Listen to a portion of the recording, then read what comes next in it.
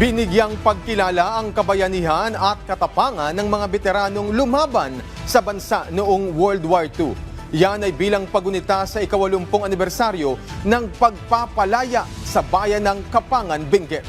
Si Reggie Cawis ng PIA Cordillera sa Balitang Pambansa.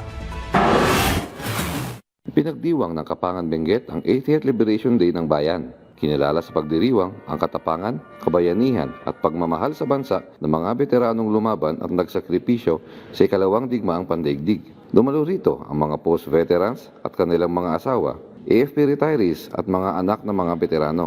Binigyang diin ng Veterans Federation of the Philippines, Sons and Daughters Association Incorporated ang pagpapahalaga sa nagawa ng mga veteranong lumaban upang makamit ang kalayaang tinatamasa natin sa ngayon. What we are sharing to our children is not to glorify war, but yung attitude of service to our community, to our local government, to our province, to our country.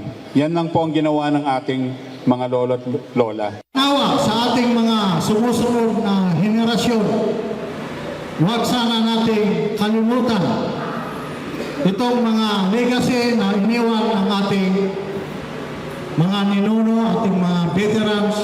Bilang paggunita sa Liberation Day ay isinagawa ang civic parade, wreath-laying ceremony, 21 gun salute at cultural presentation. Bagamat hindi personal na nakadalo sa okasyon, ay kinilala ng pamahalaang lokal ang nag-iisang buhay na World War II veteran ng bayan na si Eranio Belli. Matatanda ang malaki ang naging papel ng USA 5th ML headquarters sa Kapangan noong World War II, kung saan naging daan ito sa transmisyon ng intelligence reports ukol sa Japanese operations at presensya nila sa Cordillera. Mula sa PIA Cordillera, Reggie Cawis, Balitang Pambansa.